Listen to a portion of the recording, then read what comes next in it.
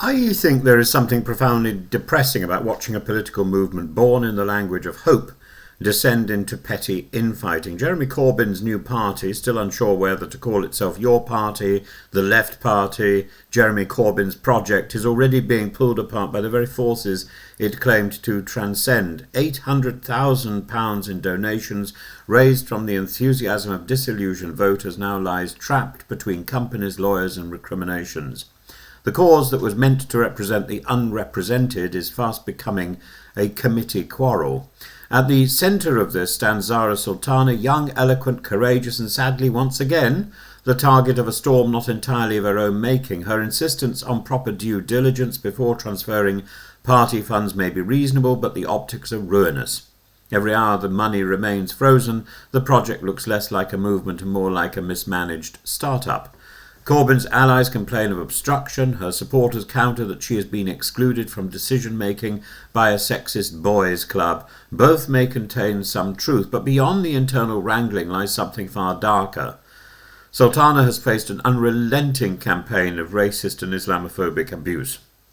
Emails telling her to go back to your country, threats dressed up as patriotism and online mobs branding her a traitor. All this speaks to a sickness in our public life. For a Muslim woman to serve in Parliament should not invite such venom, but yet it does, with disturbing regularity. And what makes it worse is the silence or worse complicity of those who pretend that this hate is merely part of the rough and tumble of politics. The fact is that Sultana is being held to a different standard. When male colleagues delay decisions, they are seen as cautious. When she asks questions, she is branded as obstructive. When she challenges power, she is labelled radical. When she demands accountability, she's called divisive. This double standard is soaked in both misogyny and racism, and in this case the right-wing media has been eager to exploit the dispute, painting her as a liability rather than one of the few politicians capable of mobilising the young, the poor and the politically homeless. Corbyn's movement has always carried an ideological, an idealistic glow, the promise of politics as service rather than ambition, yet ideals without discipline collapse into chaos. The party's early mistakes, launching without a legal framework, setting up duplicate websites, collecting money before registration, show an astonishing naivety. It's not enough to be right about Gaza, inequality or housing. A party must also be competent.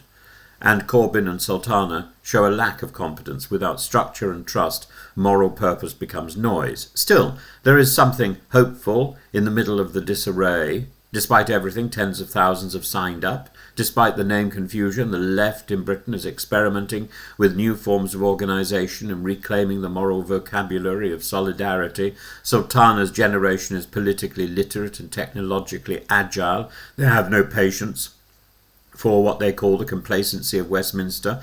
But if this new party is to endure, it must learn that moral purity is no substitute for administrative integrity.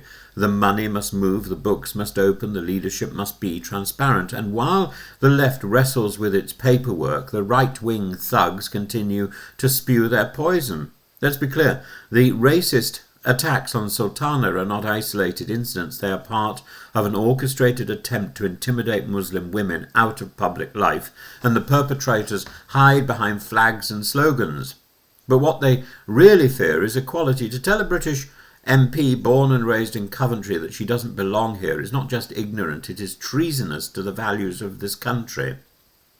Jeremy Corbyn's movement has a choice. It can allow internal mistrust to drown its founding vision, or it can make a virtue of accountability and defend its most abused member with unqualified solidarity. That means publicly naming the racism for what it is. It means uniting around clear governance, not whispering behind closed doors. And it means understanding that the credibility of any progressive project depends on how it treats its women, its minority and its truth-tellers. If this new party is to be more than a footnote in the history of left-wing fragmentation, it must start by defending Zara Sultana, not apologising for her.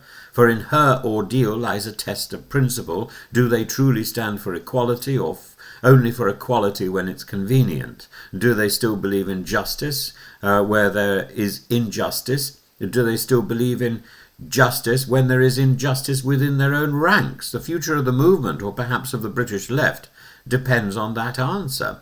I should point out, I don't believe I am of the left, but I salute any political movement that tries to establish a voice, that tries to speak for a group, for the people, for that tries to cut through the nonsense and the cronyism that dominates Westminster.